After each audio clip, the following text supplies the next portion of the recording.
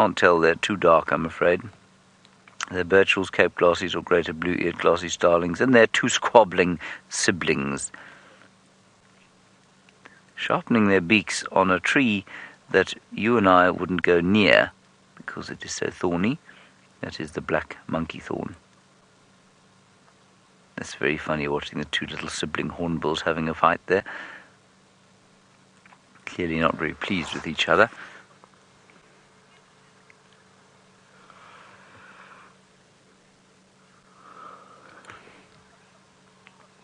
Mark, are you wondering what proportion of the same birds that we see here will we see in the Mara? Quite a few. We will see grey go-away birds, many of the same eagles, the vultures the same, with one or two extras. Starlings, they've got some extra starlings there, and they're minus a few of the ones we have here. Canaries, I remember the canaries because I took some pictures of one of them. But there are lots of different birds. I'd say probably about 60% the same. Maybe a little bit more even. So you will definitely recognize a lot of birds there.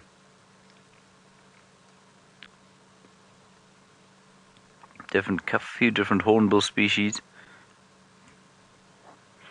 It's very exciting going birding in a new place there, I must say. It's great fun.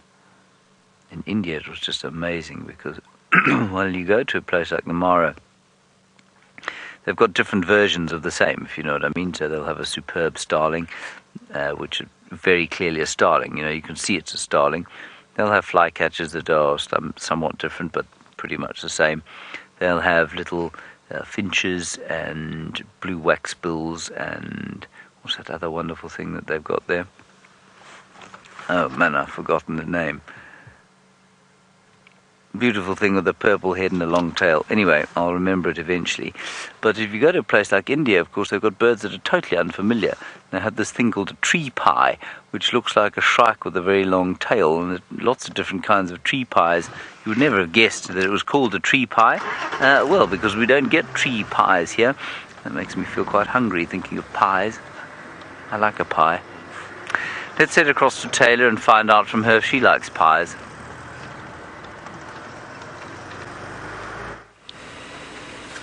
Pies? What kind of pies? Magpies?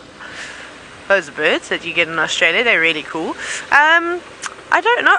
It depends what type of pie and what type of filling it has, James. And then yes, then I'll probably enjoy it. Maybe some creamed spinach with mushrooms and feta. Doesn't that sound delicious? Especially for a cold day, and I'm sure that's one of the dishes Amanda's going to start whipping up for us as we get into this colder weather, is perhaps some pies and soups and stews and all those wonderful things. I actually hope for lunch today we could have butternut soup with Amanda's homemade bread. That would be really nice.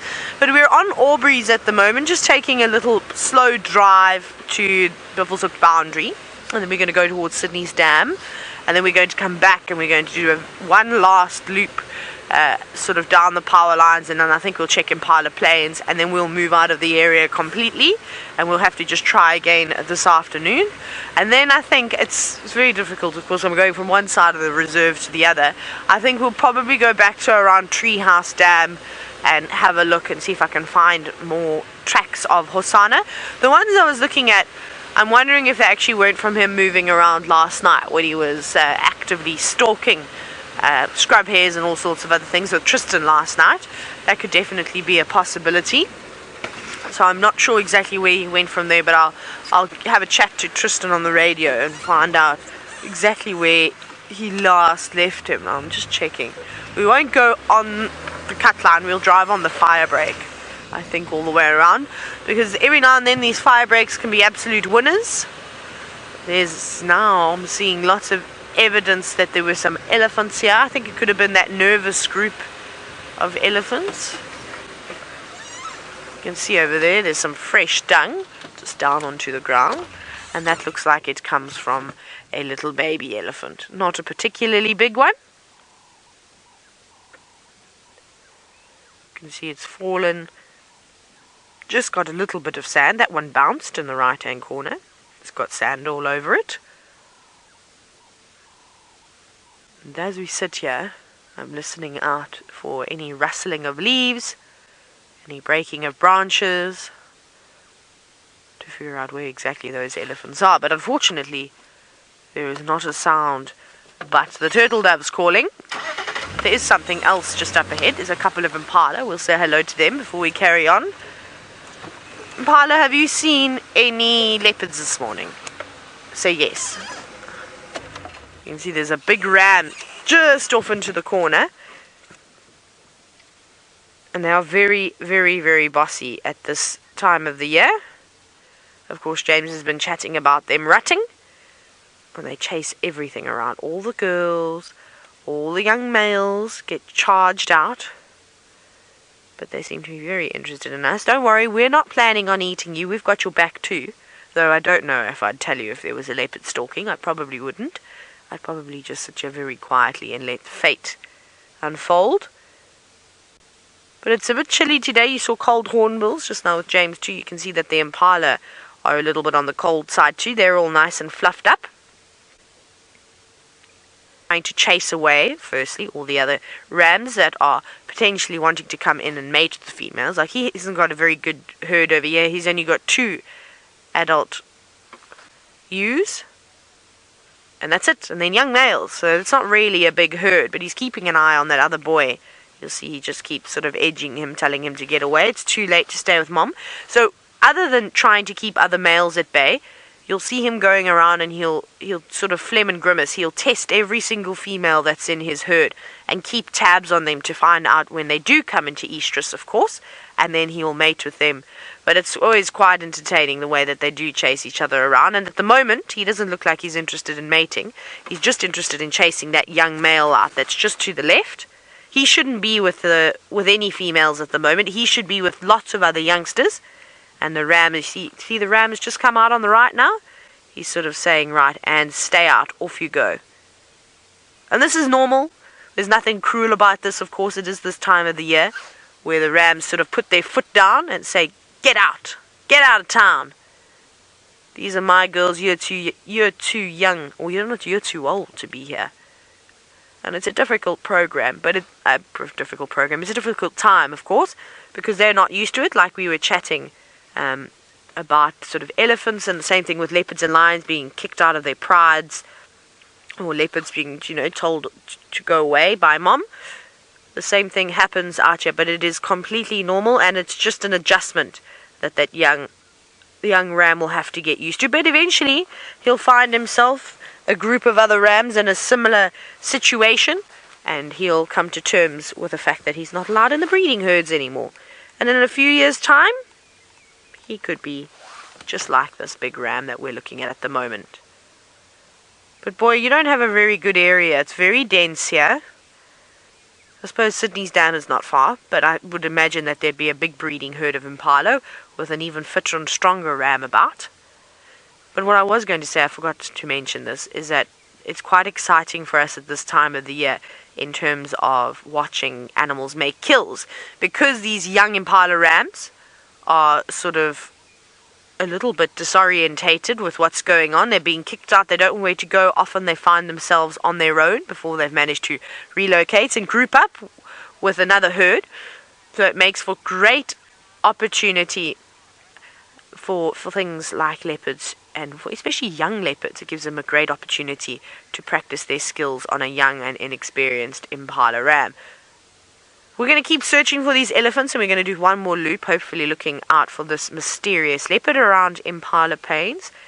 Tristan has now found the tracks of something that likes to eat impala. We have. So we're still on Shadow's tracks, but I wanted to show you the difference between the cub and the mother like we were talking about earlier. So here I've got the little cub track, so you can just see the little toes there and the tiny back pad. So I'm going to show you with a piece of grass just how big it is in comparison to its mom's track. So let's do the back pad so you can see how little the back pad is.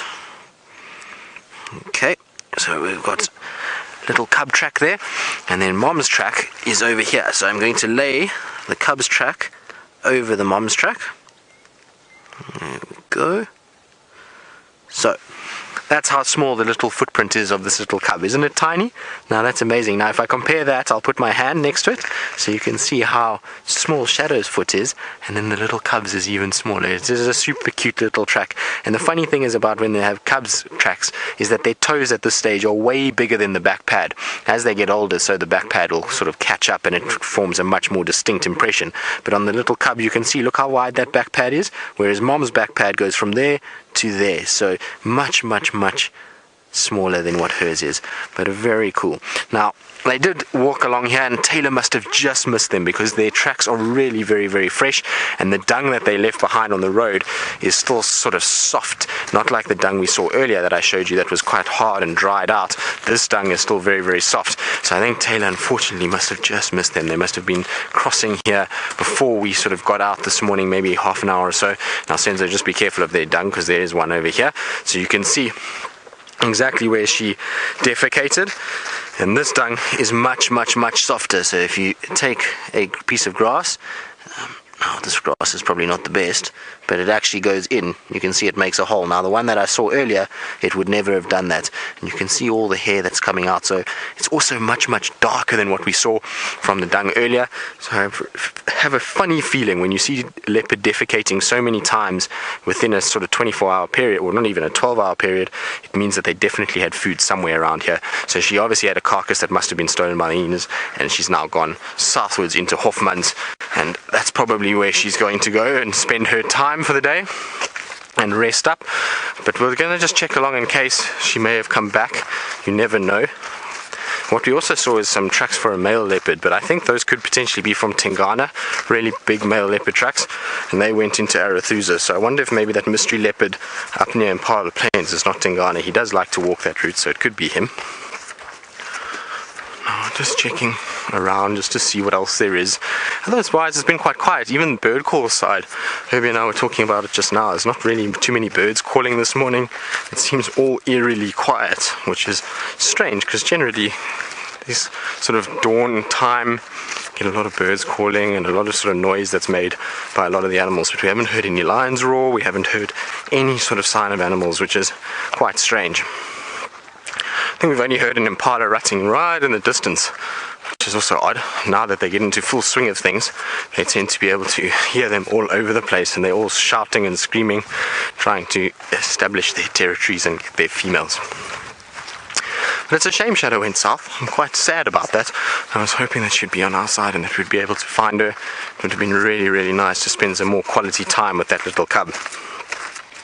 But no doubt if she's coming this way now, I'm sure she's going to be spending a lot more time on this side now that the little cub is moving.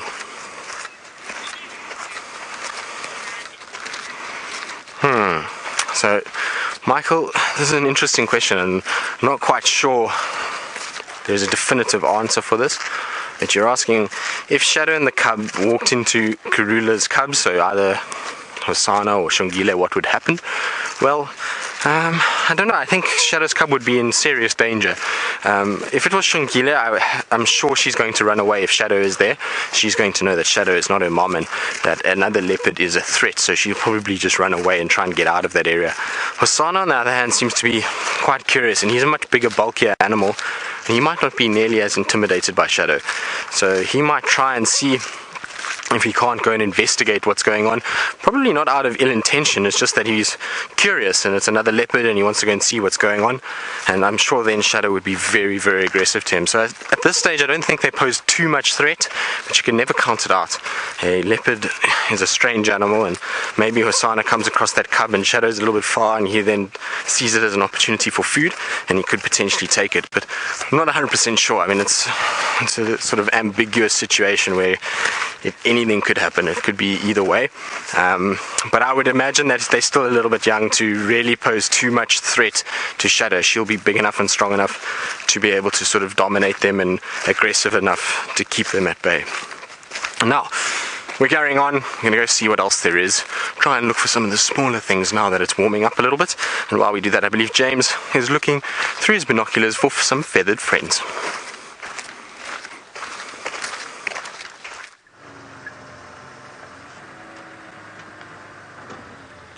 We might be live. There's a piece of dung on the road there, everyone. If we are live, I'm not sure. I'm just going to put my phone on to normal mode as opposed to aeroplane mode so that I may be WhatsApped should it be required. Here we go. It's always when we get to this area that the comms get a bit dodgy. I may be presenting to myself, of course, at this stage. Oh, here we go. Message received. No, not from anyone related to the show.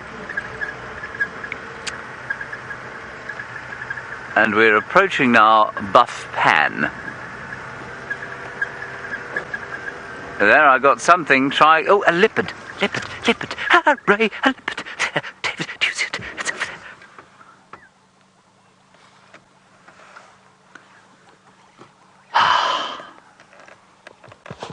The universe hath smiled upon me twice in a row.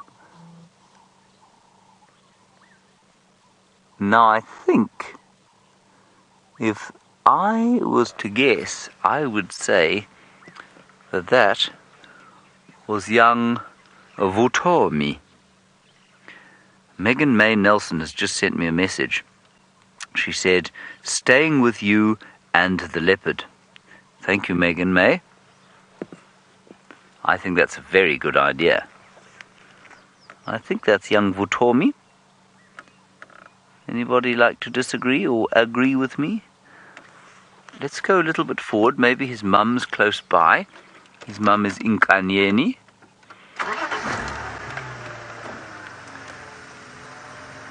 One day I will get over the excitement of spotting a leopard, and I'll be able to do it in a calm and collected fashion, as opposed to like a small child who has just been told he can have some ice cream, which I'd quite like, as well as some pie.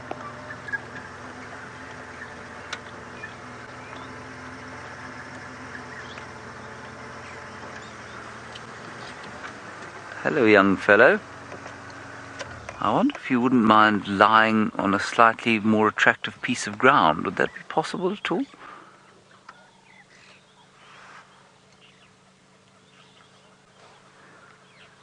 I don't see his mother anywhere. Do you, David? Now, Sandy, you're wondering how we're able to identify leopards. Sandy, it's normally, well, there are a number of different ways that you can do it. And some of our viewers use some ways, and I use other ways, and some use the same as me, and some don't. My initial thought here was this is a small leopard in the territory that we know to be his mother's, and so I just assumed Vutomi. And the best way, of course, is to identify some kind of spot pattern that, of course, doesn't change throughout their lives, and you can figure it out from that. The most classic one, of course, was Karula, and she has or had, depending on whether she is or is not extant anymore, a wow written across the front of her forehead. That was very obvious to see. Now, with this chap, I would look, for me, it's easiest to look above the whisker line, and there you can see if we go, can we possibly, sorry Dave, go into the whisker line there. Is that all we got? There you've got a big spot and two small spots, and the two on the left almost meld with each other, so he's a 3 spot on his right, our left, and on the other side I think he's also 3 if I'm not mistaken, or 2, he might even be 2, I think he's 3-3.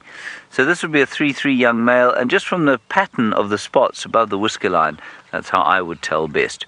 You can do it from the necklace that they have underneath. If you lifted his head up, you can see there's a unique sort of necklace underneath the throat, that's quite good. And then, I mean, there are various other sort of patterns that I suppose you might be able to identify. Ali, you're wondering if he's any relation to Karula. I think he's a very, very distant cousin, because his mother is not closely related to Karula at all. But, oh, hang on, his father is probably Inkanyeni, and Inkanyeni is offspring of Karula, which therefore means that he's actually Karula's grandson. Megan, the comms are working. You may hold forth on the radio as opposed to the telephone now.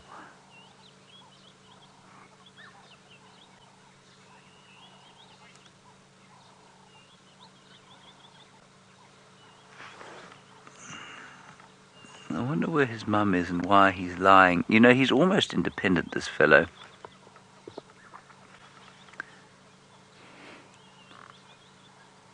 Now, I believe that you're all... I've just had a comment that you're all excited to see a new leopard. Do we think this is a new leopard? That this is not Vutomi? Let me just check a second. Let me check. I will be able to answer this question for you shortly. I'm sure there are a number of you rolling your eyes right now thinking, come on, surely you know this by now. No, not so much. I have a close-up, however, of Vutomi. That is almost certainly Vutomi, yes, that's him.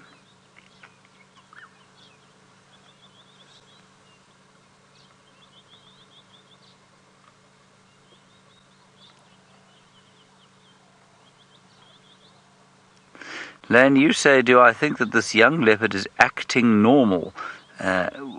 Probably because he's lying out here in the open like this. Yes, I think he's acting completely normally.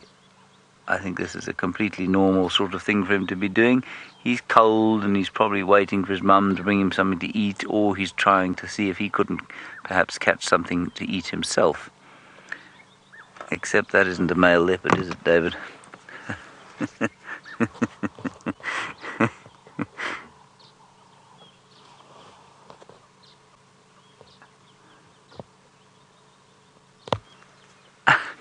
That doesn't look like it had any kind of sort of designated tackle behind the tail.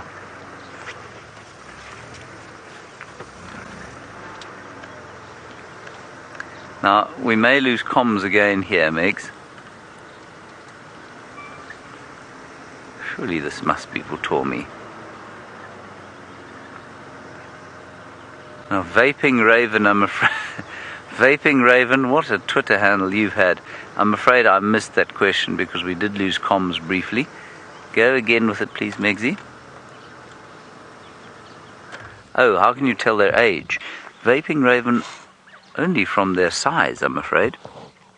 And from knowing them.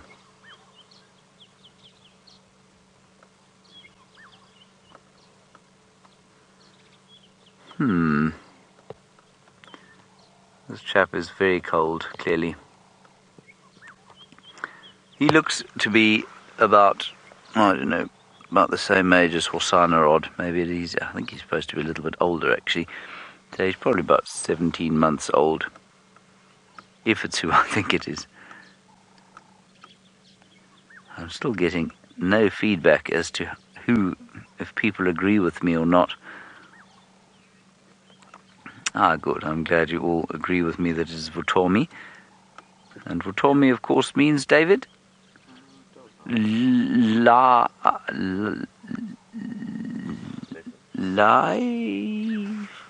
Life? Life. Vutomi. It's a nice name. I was prattling on the other day about how I didn't think that leopards should be named for, you know, so many animals, female animals are called beautiful or some synonym like that, not cinnamon. And males, synonyms for large or powerful or strong. And then I realized that most of the leopards out here are quite the opposite. They're actually got really nice names, like Vutomi. His mother's name is Inkanyeni, which means she who brings the light to the world, or something thereabouts. Tandi, the loved one. Tamba, the rock.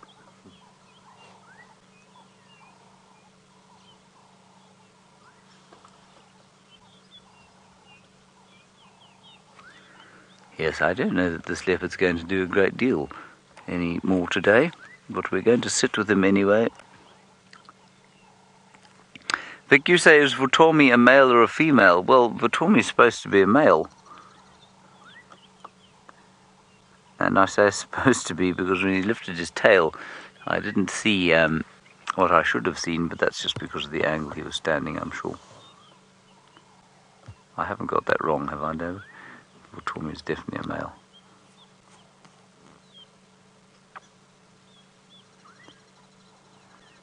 His father, Shivambalana, well, that's who we think his father is only 6 or so. That's quite young for a territorial male, and he hasn't been seen here for a long time. I think he's moved largely into the Kruger Park. And there is some debate as to whether or not his mother may have produced another litter of cubs already. And so he's not often with her anymore. And the last time, in fact, the first time I met him, he and his mother were being set upon by 3 wild dogs, and they were up 2 different trees.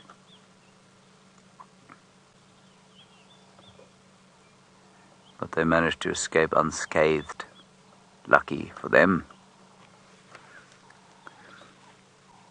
You'd think he'd be prepared to do something more than just lie there, wouldn't you, David? Just because we are on morning game drive, of course.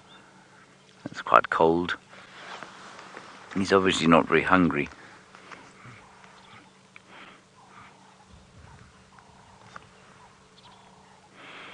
Mac, you say how low a temperature can a young leopard handle? I think you'd be surprised at how low they can go. Mac, there are parts of Russia, of course, where you find the Amur leopard, all 50 of them left in the world, where it will drop to -15 on a fairly regular basis. So they can cope with with extremely low temperatures.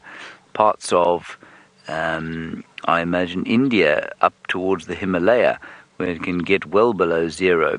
Here, of course, it doesn't drop too much below sort of 4 degrees ever, and they manage okay with that. But in parts of South Africa, it'll drop well below 0.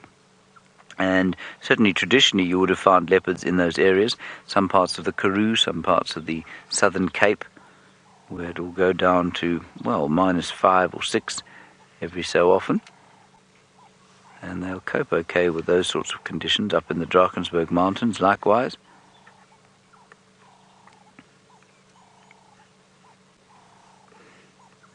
That is very cold. In fact, I start to shiver when I think about it.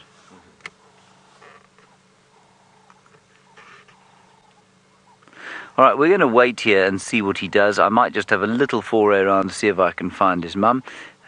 In the meantime, Tristan apparently is about to have a bath.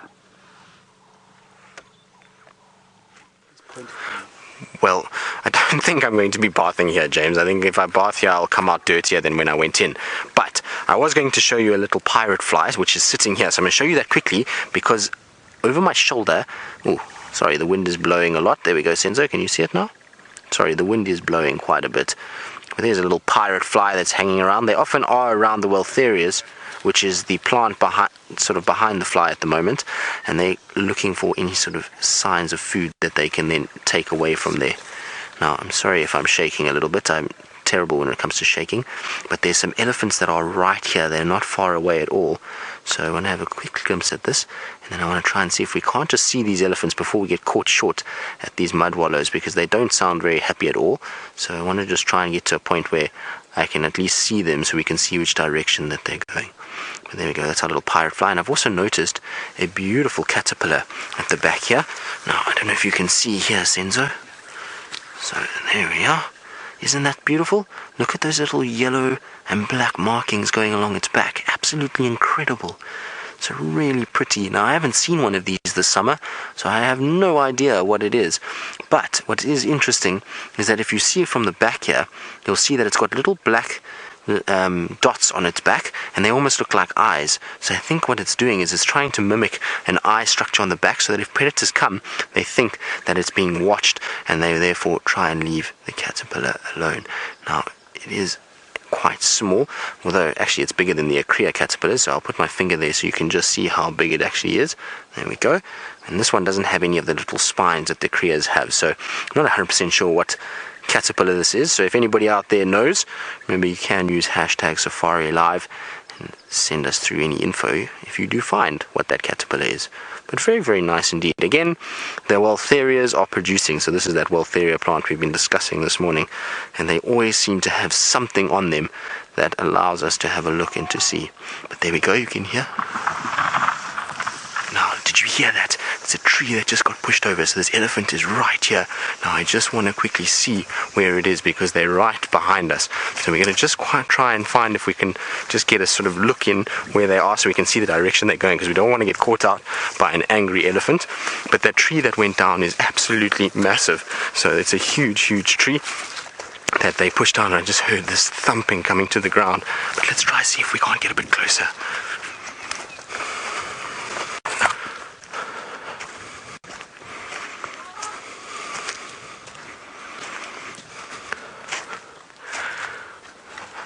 We're just trying to see where they've gone from here. I thought that they would actually be really close. So you see where the marula is over there, where Herbie is walking.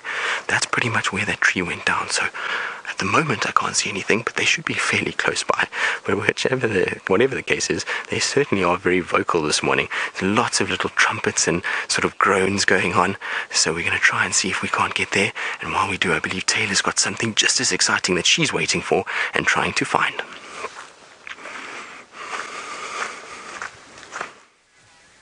We're waiting very, very, very patiently at the moment because we've just got wind. Ali is driving at Chitwa at the moment, and so she can traverse on Simbambili, and she said that she's sitting with wild dogs at the moment, and she can see Gari Gate from where she is, which is very exciting. So we are just playing the patience game. Ooh. Okay, I think I can hear them. I think I can hear the vehicles.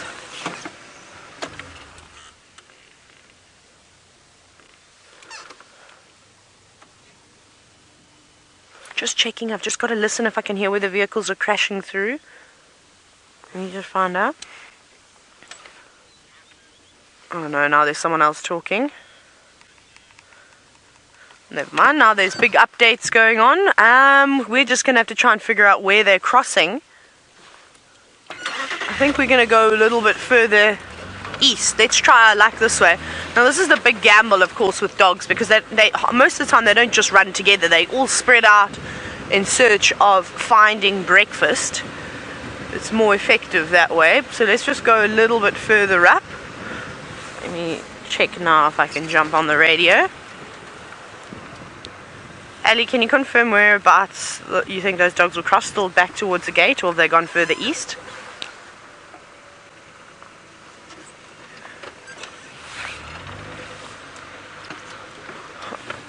Okay, copy. We've got some guards standing by. Thank you. Right. Just quickly getting all the updates. Sounds like they're still coming this way, by the sound of it. Let's just pick up the pace quickly. I think they're coming here. I'm going to turn the radio down now. You see what's happening now, it's very difficult when sightings come onto a boundary. Now apparently they're about to pop up here. Ali says we should see them shortly, but I can't see her car yet. Let's quickly go across to Tristan. He's managed to find the fallen down tree. Well, this is absolutely amazing. So we heard the elephants calling and we thought that was the elephants that pushed down this tree. But this tree has died from something a little bit smaller. Now, what has happened is this tree has been dead and termites have gotten into it. And they were busy feeding off it. And they've obviously weakened it to the point. And with a little bit of wind that blew today, this whole tree came crashing down while we were sitting there. So I thought it was an elephant and I saw this tree falling. But you can see, look how massive it is. I could crawl inside there. Now, if we have a look, you can actually see where all the termites are busy doing the damage. Right, so the termites are doing all the damage, but I believe Taylor's got the wild dog, so let's quickly go across to her so we can have a view. Right, they're coming. I'm going to get out of everybody's way. There's the first dog over here, just to the left. Here they are. There's an entire pack of wild dogs. That was most certainly worth the wait, don't you think? Now we need to figure out which pack it is. 1, 2, 3, 4, 5, 6, 7. Maybe the Investec tack is quite big, but these all look like adults.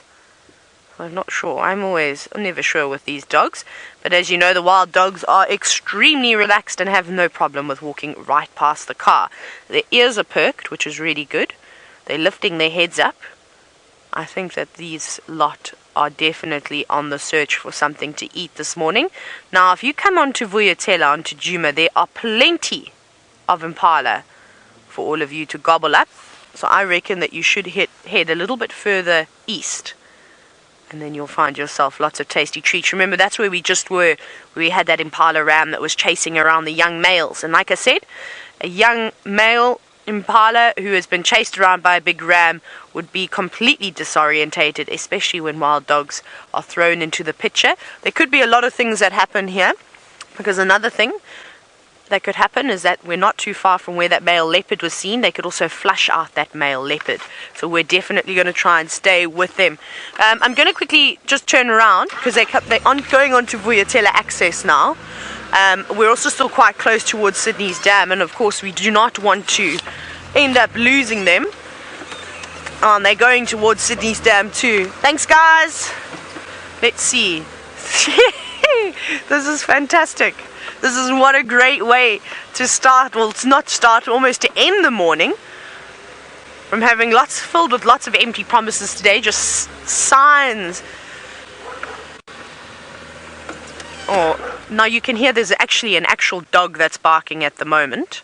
Can you hear that? That's because we're at the warden's houses, so some of the anti-poaching dogs are actually based here. And that's what you can hear at the moment. And of course, the wild dogs are quite intrigued by this too. I'm going to just pull off the road very quickly, just so that the other cars can see that are behind us. So the camera is going to move around a bit. But of course, as you know, dogs are quick. They don't waste any time. They do their thing. I'd love to try and, of course, get around them. But it seems as though that's not going to be the case. So Lex and Chris, they're able to traverse onto Buffelshoek. So we'll try and keep the lead, because if they do carry on going north and into Buffelshoek, we're going to lose them, of course, and then they can carry on with it. Right, I'm just going to turn the game drive radio right down now. Come on, guys, don't go into Manuleti. Please, can we just stay on Djuma? Very nice. And we might have to do a bit of maneuvering too, depending where they go to. Now I want to pull off the road just so that Lex can come through and have a look too. Now I need some help with our identification, please, of this pack of dogs. I'm not too certain which group it is. 7 adults. Maybe... Ooh, that one's got a massive injury on its back. Can you see just there on the right? Go up, up, up, up. There's one of those dogs. There we go. Look at that one with a big wound on its back. Ooh. Now, I have been and haven't been around, and I haven't heard of any of the dogs with injuries. So this injury on this dog's back should be quite easy to identify. Perhaps some of you can help me if you've been watching, or if you've heard that there has been a wild dog. It looks like maybe even the alpha male, because his ears are very tattered. He looks a lot more sort of worn than the others, and normally it is the alpha, the older dog. So that could be the alpha.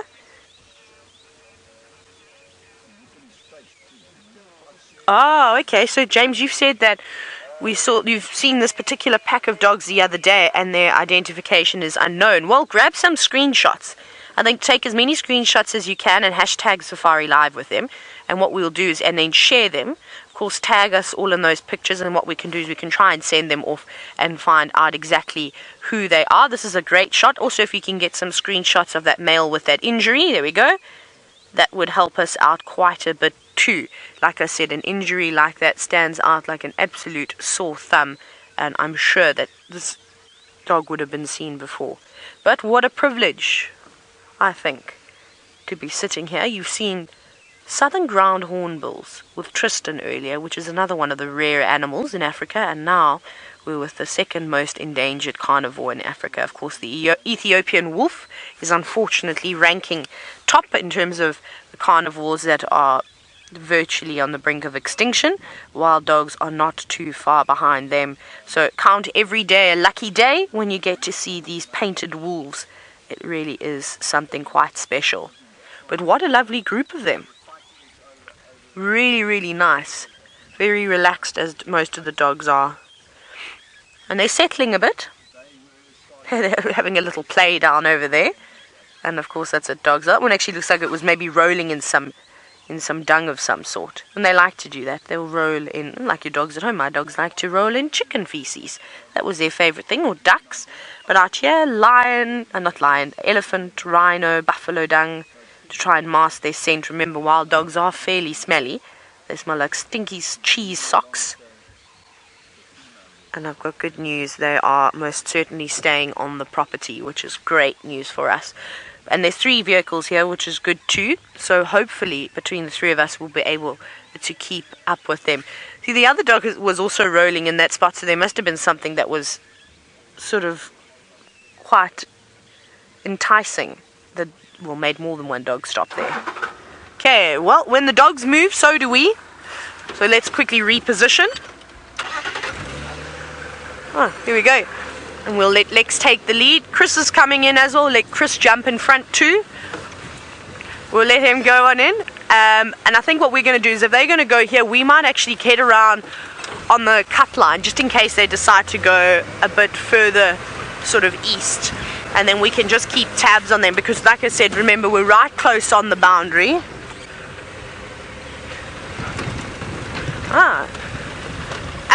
Megan, which James is this? Is this our James, or is it one of the viewer James?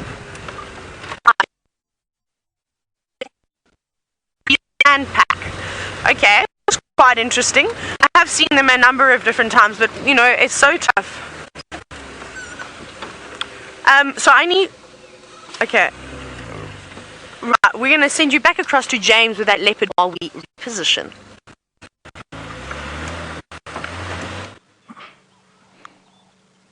That is spectacular, isn't it? Well, from a very quiet morning to magnificent leopard and great wild dogs. Vutomi has managed to get up and come back to where we originally found him. And he's just looking around. He stood up and we could see he was very skinny, I must say. So I think he's quite hungry. Doesn't look like he's in bad condition, but he could certainly use a meal. And so I suspect that he's around this waterhole for much the same reason as Shongile has been concentrating on waterholes. Terrapins seem to be the food of choice for young leopards who are not quite competent at hunting bigger prime venison cuts. He's very nicely camouflaged there. And especially in dim light like this, and in amongst those stones, he really is quite well hidden. I'm very lucky that we saw him.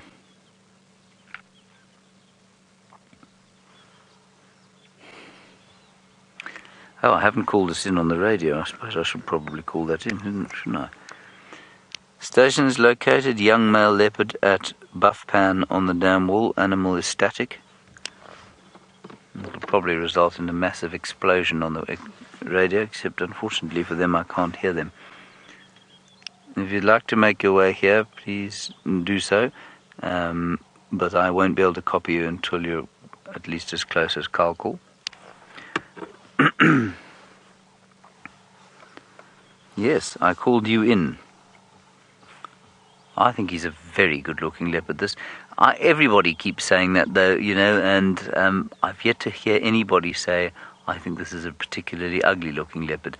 I have heard people say that about one or two of our characters. I'm not going to say who they are because that will result in Twitter exploding. But he is a very good-looking fellow. He's perfectly in proportion.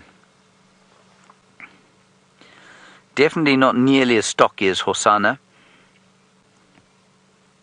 In fact, I would say Hosanna is, although being 3 months his junior, is probably bigger. Certainly stockier. But you can see his head is just fuller than Shongile's, for example.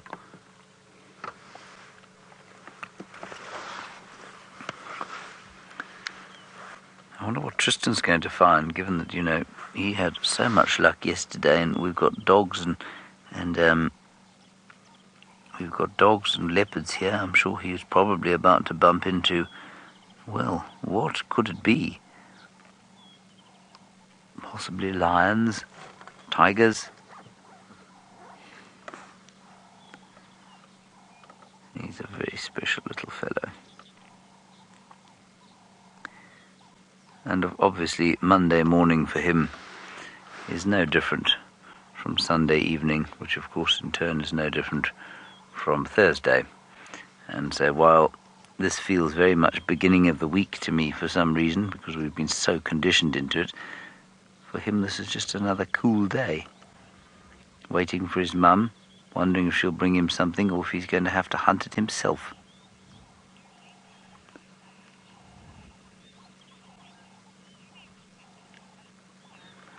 Gary, you're wondering if leopards and lions cross paths. The answer is yes, and you say if they do they respect each other?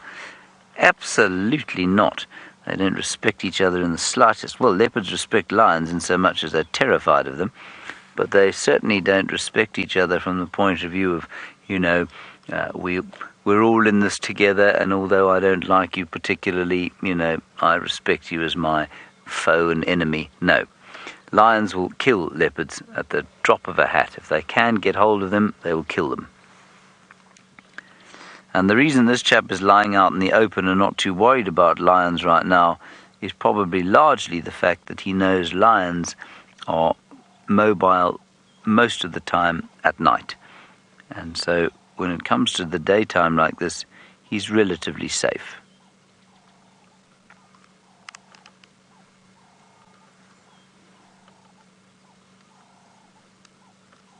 It's not warming up at all today, I must say. So he's going to be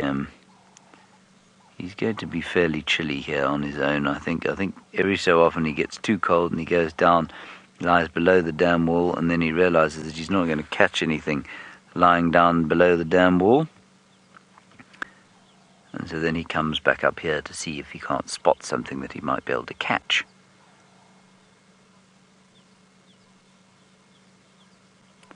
Not so, young fellow. Yes, exactly.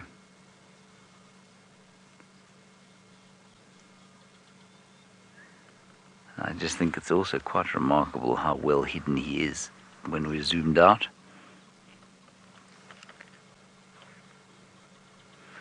I'm not sure what he's hoping to try and catch there. If I were him, I would get in amongst the bushes close by and just lie there. Then I could be warm.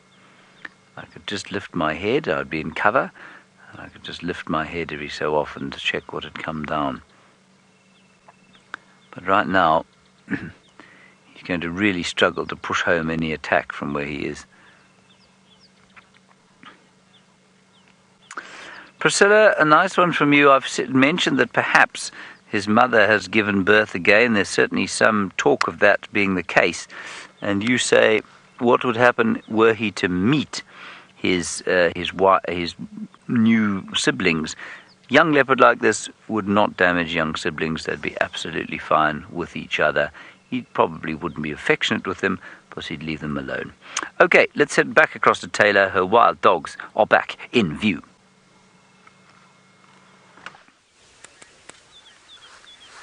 We've got them and they've come back. They went onto Biffle's hook and then they came back again. They're running through all this lovely long grass, which is really quite beautiful. And there's a massive herd of impala because I had to do a big loop around towards Aubrey's because that's where they ran. And being just like wild dogs, they hit the brakes and then they went straight north. But now they're back again. And this is it though. Dogs, if you knew what I've just seen, you would be running as fast as you can. I've actually just noticed this dog over here that's just coming in to join the pack on the left. There we go, it's just come into screen now. Actually looks like maybe it is a younger one, or maybe it's a female, but she has a bit of blood. Actually, go to the, can we go to the one on the right? It's got blood on its neck if you look very carefully. So I think that they've already caught something this morning. They must have caught one thing. Can you see that there? There's just faint sort of blood, and they typically have a lot of blood around their face, around their ears when they do make a kill. And the same thing was on the other one, on the other side of her head. So I reckon that they have caught something. Maybe something small, maybe something like a daker. but it is very difficult. And I think there's more than 7 now. Chris was saying that 3 more joined the party just as we sort of moved off to give everyone a bit of room. So I think there's 10 in total, which would make it sound a bit more like the sand pack, because there's quite a few of them. Right, now this is the fun part. Ready to follow? Let's try and do this without crashing. It's normally a little bit difficult. Right.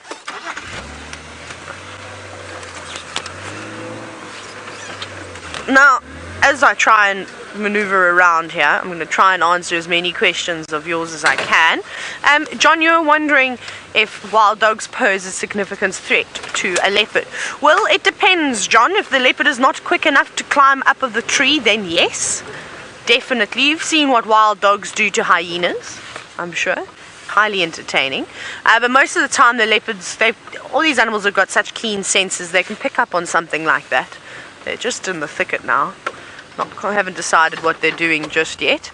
But let's watch the dogs. It's because they could disappear at any moment. Like I said, leopard gets up the tree quick enough, they know. If it's down on the ground and hasn't got anywhere to go, it could find itself in a little bit of trouble. But normally things like that don't always happen. A young, inexperienced leopard, possibly. An older leopard, a big male leopard, he'd probably sort of swipe at those wild dogs, and they'd have to be careful because a leopard could easily kill a wild dog too. We've seen it very unfortunately with the lions. There they are. They're running all their... Actually, we're being surrounded, as you can see, by wild dogs coming in from the left, coming in from the right. The Impala are alarming. Here they come. Here they all are, next to the car. There we go. There we go. There's a whole lot of them coming out on the left.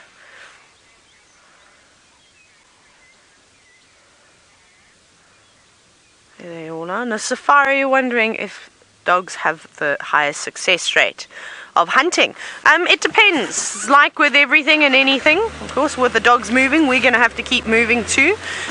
They've got a very good success rate. Sometimes the dogs, unfortunately, don't win either. That definitely happens. But if they keep going towards Aubrey's and towards sort of Sandy Patch, all that side going down there, there's a massive herd of Impala. Lots of youngsters, lots of rams, lots of females. So they'll have quite a number of Impala to choose from. And normally what happens when they go racing into a herd of mammals is they start to panic. And this is great. Animals like frenzied animals because they're not concentrating, they don't quite know what to do, and normally they make a mistake. And that's where the dogs will come in. The same, it goes for a leopard, for a lion as well.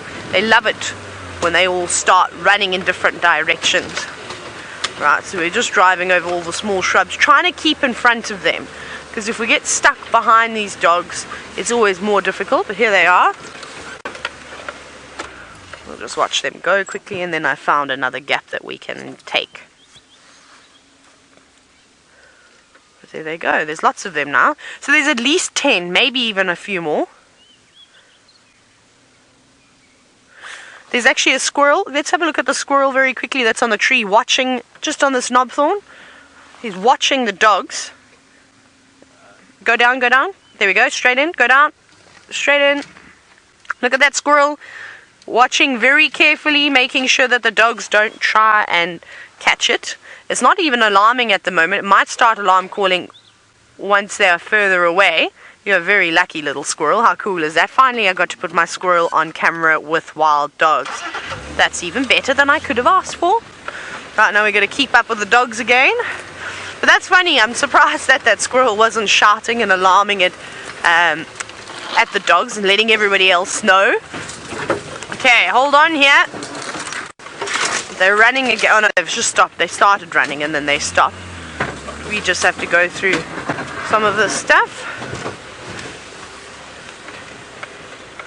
Okay, we're going to keep searching here. The dogs are on the move. We're going to do a bit of, well, fast driving. Tristan has found some termites and they don't. Well, I don't think they're going to go anywhere. Well, this is the most interesting thing that I've ever seen. First of all, to see a tree fall on its sort of natural death is pretty unbelievable in its own right. It's not something you'll witness every day. And the other side of it is what is actually happening inside of this tree. Now I'm lying on the tree because I think this is how we're going to find Hosanna or Shangile one day. They're going to find this the perfect place to sleep. But what I've got in front of me is probably one of the grossest creatures that we have out here. This is a massive grub. Now, if you want to know just how big it is, there is my finger. So it is the size of my index finger. Like I said earlier, I'm about 6'2", so I'm not the smallest human being. So that is absolutely massive.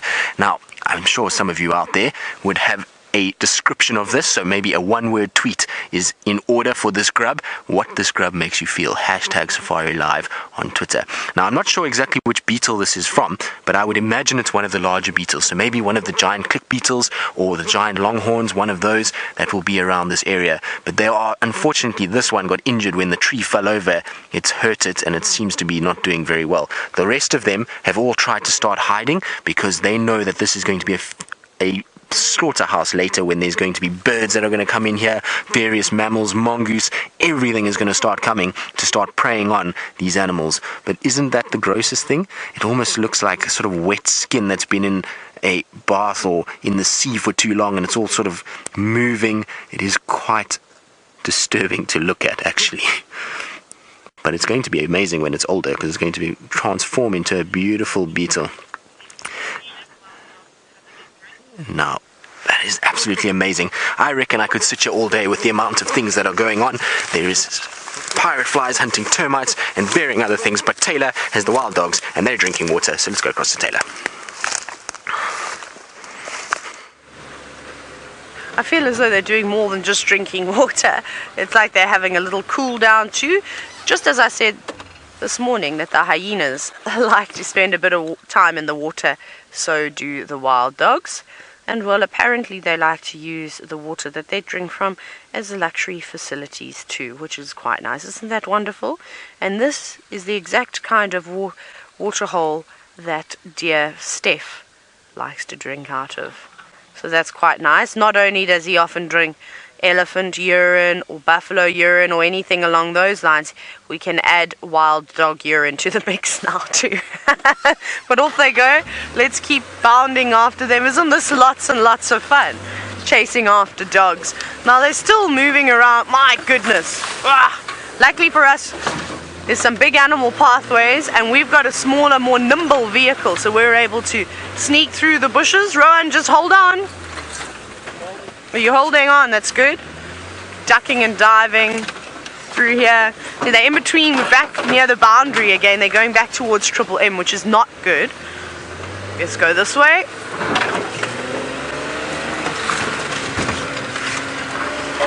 Please don't be a stump. Now I might have to stand up and drive. Are they crossing back again? There they are. Try and get in front. I don't know if we've got the rest of them. I think they're already ahead of us. And don't you dare cross the boundary. There they all are. All having a play. Look at them go, all chasing each other. That's really great. Let's count them quickly. 1, 2, 3, 4, 5, 6, 7, 8. Did you see that? I hope some of you got some really cool screenshots. Maybe you'll have to go back and slow that down, of that dog slipping and sliding on the floors. It just shows you apparently it is, well, tough to play on this type of substrate when you're a dog. Even though you've got big nails sticking out to try and help you grip the ground, it can prove a little bit difficult. That was really funny. I don't think I've ever seen a wild dog do a tumble like that before. That was fantastic. Oh, there's some crested francolins giving an alarm. Do you see how they all turned and looked back towards us? Now that's not a very clever move from a crested francolin. I think you've got to pull a move like the squirrel and just sit quietly. How cool is this? Now I think I counted 11. I'm not sure. They all start. I got distracted, of course, by the one dog that slid on the ground. Look at them. They're so excited. They're such sociable animals. Always sort of communicating with each other, grooming each other, making sure that the bond is tight between all of them. And it is very important that it is, because it helps sort of being connected and being in tune. And I'm going to keep going with with all the members, and that helps with hunting.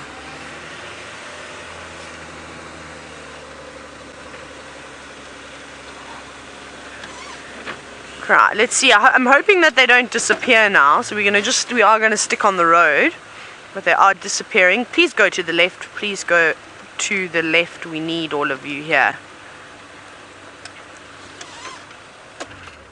There we go. So I didn't get that name, Megan. Please can I have the name again?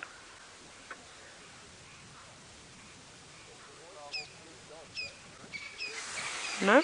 Hello, Megan?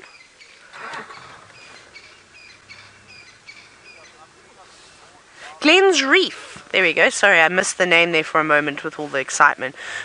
You're wondering, what is the social hierarchy?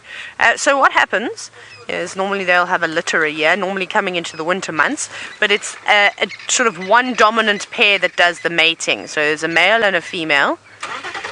That'll be the ones that sort of run and lead the pack, and they're the ones that are the breeders. And the rest of the dogs will actually help raise those puppies. Which is really exciting. So they can have quite a number of dogs. The most puppies I've ever seen at one go was 13, which is impressive. And then they all sort of help feed those dogs that go off hunting. And what's really nice is that there's always somebody that looks after the little ones. So unlike, I'd say, even hyenas or leopards and lions, or even cheetah, when they need to go hunting, they'll leave one behind. If there's a dog that is injured in the pack, that's normally the one that stays behind, and they bring back food to it. So it just shows you again how great they are when it comes to sort of bonding with one another. They always help each other. They never leave a man behind. What we'll do is we're going to jump off here. We're going to just go through this. No, I'm a bit scared now because I think there's a little bit of a drainage here. Let's not go down there and tip the car. We'll actually sneak around. We'll go up the side just like that. Hello. We're sort of playing leapfrog at the moment and sneaking, and I'm just trying to stay on the outskirts because we've got the camera and we can zoom. Now most of you said you counted 13 dogs. Okay, that sounds more like the sand pack. 13 indeed, so that's really good. That's fantastic that all of them are here, and I suppose the sub-adults are now looking less like sub-adults and more like actual adults, which is good. Right, let's squeeze through here, through this pelt forum. That's not going to scratch the car. That's a nice soft one. And I think we've done a good choice here, just sticking to the verge, because now we're keeping out of everybody's way. They can have the sight over here. I'm just going to catch up to them again, because they're going to keep moving. Someone has already been up here by the looks of it. Right, I'm going to just put foot a bit and see if I can't get past them. Just got to keep watching out, and as they're moving through, they're covering ground, they're smelling, they're checking to see if they can pick up on anything. See, something's caught their interest there on that tree. See how they're all smelling on that guarri shrub? Now that could be from anything. Maybe there was another predator that had marked their territory earlier and they're just smelling that. Dogs have got exceptionally good sense of smell, as you all know, though most of the animals out here have got fantastic sense of smell, but the dogs, their hearing, their smell is just absolutely unbelievable. So going past there, making sure, some of them might even mark territories themselves. Doesn't look like it for the moment. I think they're just curious as to who else has been walking down the road. Let's keep moving.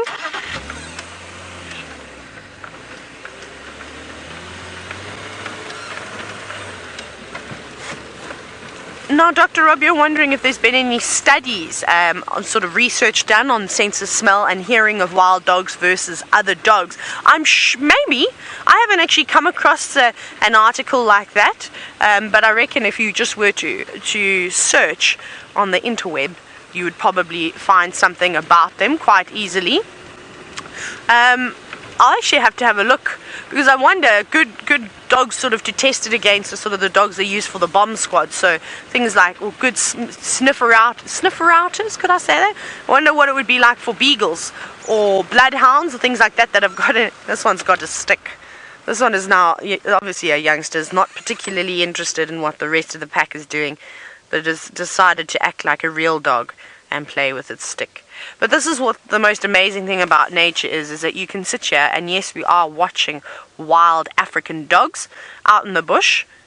However, if you're sitting at home and you've got puppies, or if you've got a pack of dogs of your own, you'll see that the resemblance is uncanny. It's really quite fantastic.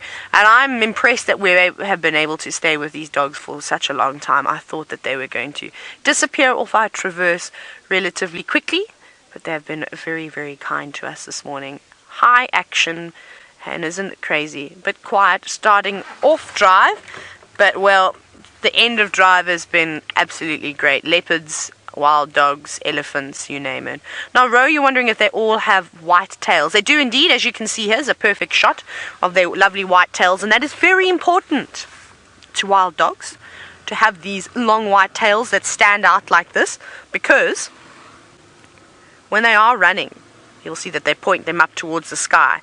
And you've seen how quick a wild dog can run if you've been watching them for a number of time. Let's carry on going forward. I think we're holding up everyone here. We'll just carry on. Of course, they need those, and they can see them. It's sort of like a flash of white through the grass, so it helps follow each other. It's a follow me sign, and that's what you... Oh, sorry, Rusty. Rusty's not working very well. I'm having to force it into gears. Let's keep going. That's a bit better. Now they've gone from a trot. They've picked up their pace. Let's go off-road. Sure, now Nisha, you've asked how far do wild dogs travel in a day? Very far. And I don't think there's any... Oh, wow, look at these two having a play. Oh, the tumble again. Now they're running away again. They're quite rowdy with each other. Those two are jumping up on their back legs. So it depends, but I'm going to keep going forward again. I've seen wild dogs in Zambia. It was pretty amazing.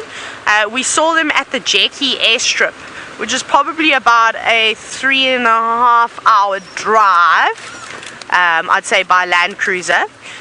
We'd seen them that morning, and that afternoon they were at our camp. All the way down near the Mozambique border, which is pretty phenomenal. So they probably traveled like 50 kilometers, maybe not quite 50, maybe between 30 and 40 kilometers in just the morning until the afternoon. So I thought that was pretty impressive. But remember, these dogs are built for stamina, so they can just go and go and go. It's a nice cool day today. There's no need for them to sit down and have a rest. They won't be burning as much energy as what they normally would. So this is perfect. So I think they've obviously caught something a little bit earlier this morning with that blood that we saw, maybe even later yesterday, before the sun went down. They've turned they're going again, they're running, they've turned back onto Djuma, which is great. Let's try and keep up with the other cars. We'll try and go past them. Hopefully they're going to spot an Impala. Maybe there's some Impala here. And that's what they'll just do. Keep moving and moving. These dogs are amazing. There's one coming behind us. They're literally weaving in. Oh, it's coming on the other side now. They're literally weaving sort of in and out of the cars as we move. Oh, we're surrounded by dogs again. My goodness, that is so cool. Look here, look, they're going to come right past me. Hello. That was so close, and they just don't care. This is really amazing to be surrounded by wild dogs. I think it's very special. It's one thing being surrounded by elephants and buffalo, but the predators are just absolutely phenomenal. Let's go up a bit further. There's a couple behind us, but there's also, again, quite a few of them up ahead, most of the pack.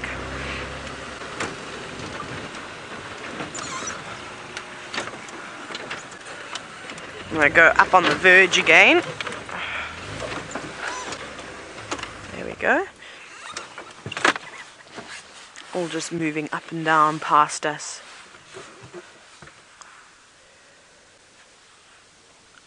And it's very quiet. Very, very, very quiet.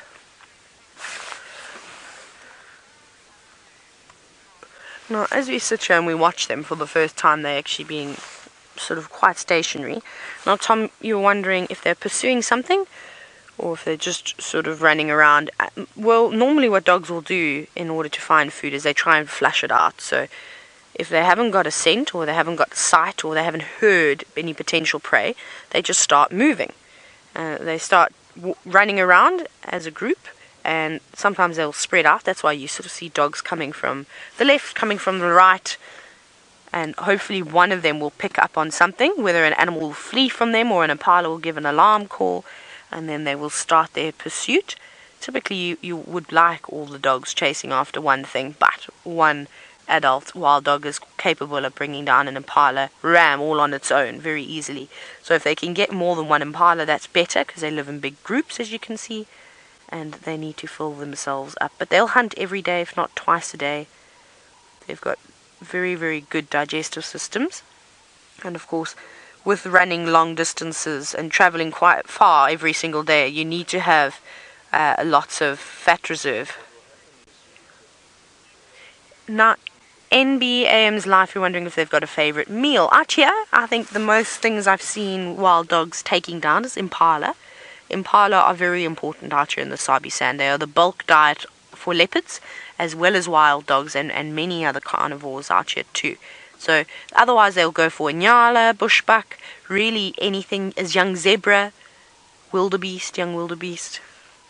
But they'll take whatever they can get. There you go, running past the car again. That's just one of the aerials you can see. There they go. But they're just not looking in the right spots. I don't know why they keep hanging on this main road, because it's not actually often that we see a lot of impala around here. But if they were just literally turn into Vutomi and Djuma, there are impala everywhere. We're not far from Impala Plains. And I was driving around there just a moment ago, and there's definitely impala all around. And I'd actually prefer them to go back from where they came, because it would be nice if they could flush out that leopard. Look, they're going to play right here by the cars. Just shows you how they don't mind us. Look at this. We are about 2 meters away from these dogs. They're going to hop inside the car with me if they come any closer. Isn't that cool? Look at them using the cars to go around, go underneath. I've had wild dog puppies go underneath my car before.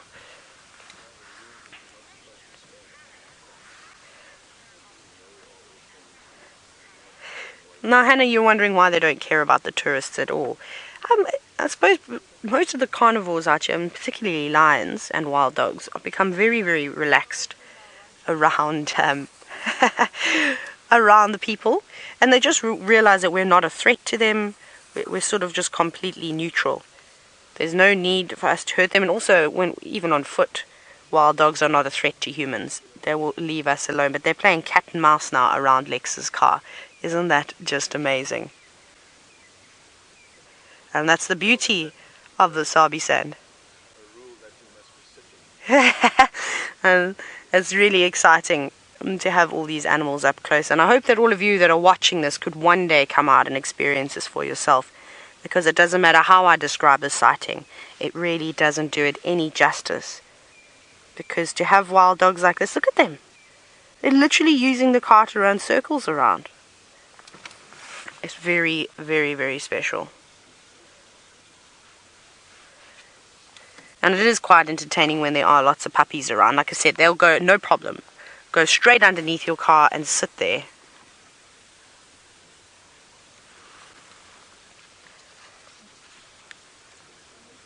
I'm just going to sit quietly, and I think we should just actually sit and enjoy this.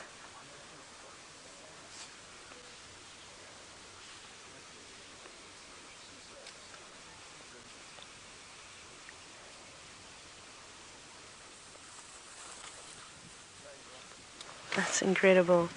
They're right here, standing right next to me.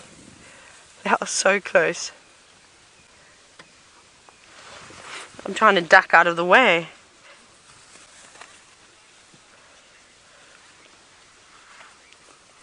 Now, Tom, you're wondering why the dogs are endangered and what is causing their decline. Tom, there's a number of different things. Unfortunately, wild dogs in some areas are seen as pests. So at one point they were extensively hunted out because they will take down livestock. So especially in the more rural areas where you have natural reserves with all sorts of wild animals. For instance, let's look at Kenya, for example. Now, even in Zambia, no, let's do Zambia because I worked there. You have the game management areas, and then you have the communities, and on the other side of the game management areas, you have the national parks. So there's no fences between anything. The animals can move wherever they like.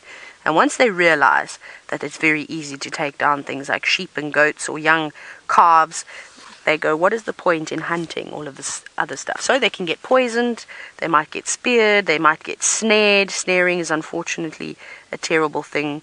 And then also disease amongst these dogs. Canine distemper, rabies. When one of them gets it, it's very unlikely that the rest of the pack will survive. You've seen how social they are. So diseases like that are spread very easy and will completely wipe out packs of dogs. They seem to be quite susceptible to them too, which is very sad. Very, very sad indeed, and we don't want that. But you know what? Sometimes nature says that certain animals are not meant to survive, and I'll tell you a story. This property, the owners that I work for when I was working in Zambia, they had a big game reserve in Zimbabwe, and it was really interesting to see how he said he had a pack of dogs. It was something ridiculous, like 800,000 acres of land, so a massive property. He had all the different animals, and the wild dogs were great, because I'm actually going to carry on in case we lose them. He'd see the populations. He said there were about 15 of them, and then the populations would grow to about 40. And as soon as they reached that number, something would come through in canine distemper, rabies, and would completely wipe down the pack back to about 10 again.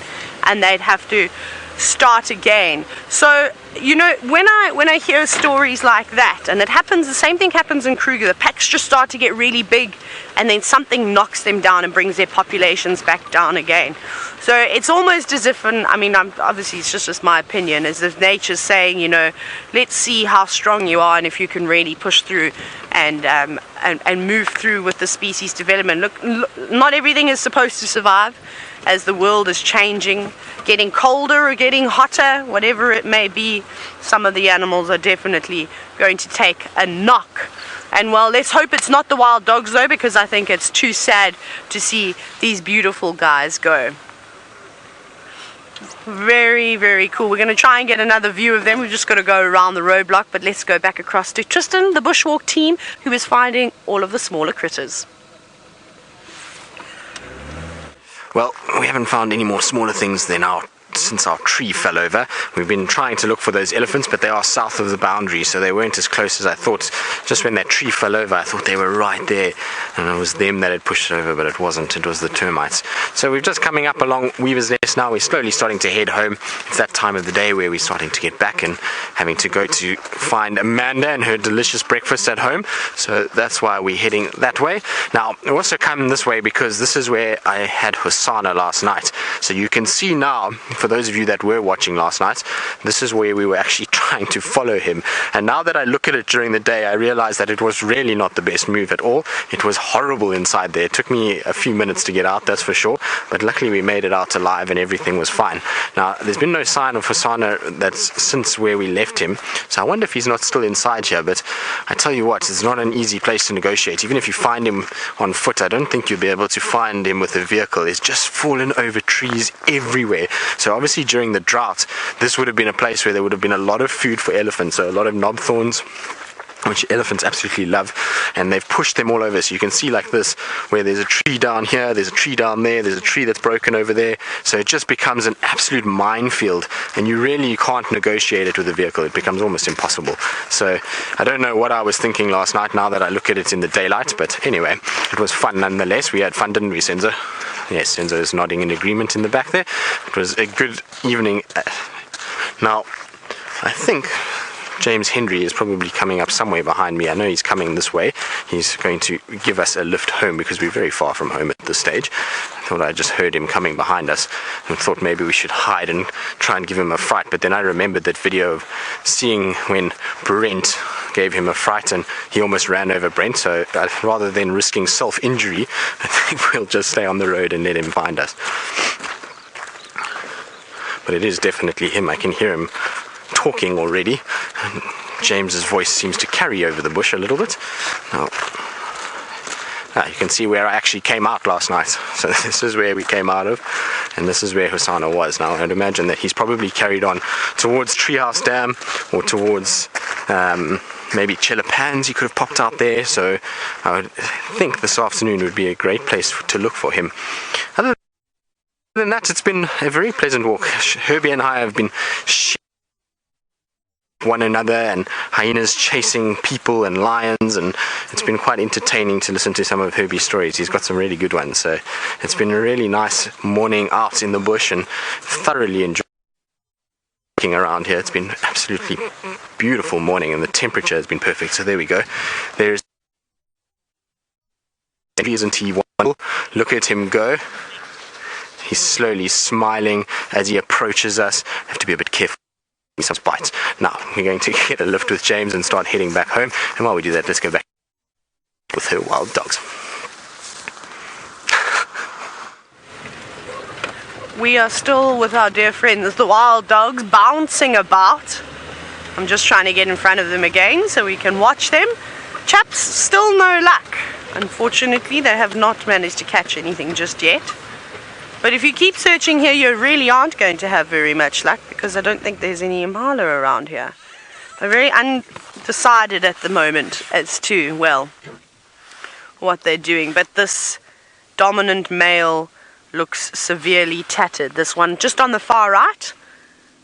There we go. Look at his ears. He's obviously got all those scars. He's definitely been in a fight with someone, whether it's perhaps another dog in the pack, or if it's another dog from another pack. Maybe, remember, like I've told you a number of different times, I've seen the Toulon pack and the Sand pack go at it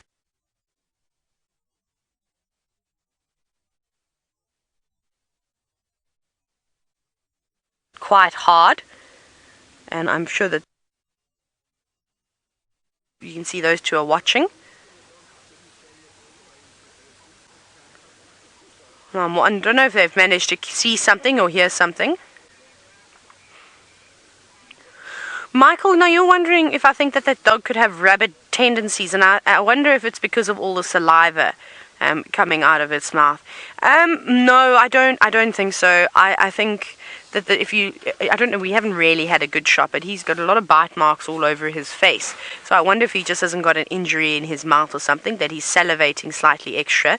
But I have not seen any sort of rabid signs. I don't think so. I think he's fine. I think he's just an old boy. He's tired. He's slobbering. And, well, that's exactly what saliva does. And Tuho, you're wondering if the saliva helps keep the wound clean. It does indeed. Well, that's why the other dogs will be licking that wound. He'll lick that wound himself. And I don't know if any of you have ever had an ulcer in your mouth, for example. And whenever I've had an ulcer in my mouth, the thing that I've noticed the most is the amount of saliva that my mouth or my glands will produce. So I wonder if it's not the same thing. So I think it wouldn't surprise me if he does have an injury inside his mouth. He's definitely been fighting with somebody. Who or what, I'm not sure. Most likely another wild dog. Because if it was a lion, I don't think he would have come out alive. We've seen that much bigger, and also the dogs are not silly enough to do something like that. So I think it was a rival dog that had a go at him like that. But he looks fine. He doesn't look like he has a limp. He actually looks like he's in fairly good condition besides that wound, but it just looks like the skin is missing. You can't see any exposed bone. You can't see anything along those lines. So I'm sure that he will be 100%. So don't worry about him. They're tough. They're resilient. They're really, really, really good at making it through the hardest and toughest of times. But unfortunately, we don't really have too much times with you now. We're down to the final 30 seconds of a show, and what an exciting show it has been. Starting off a little bit quiet, getting a bit excited with false promises of leopard tracks, but James came through finding a leopard. We managed to, of course, get the dogs right at the end, and I hope you got some good screenshots of all the sightings. I look forward to seeing them a little bit later, but from all of us here at Wild Earth, a big thank you, and we will see you this afternoon for the Sunset Safari.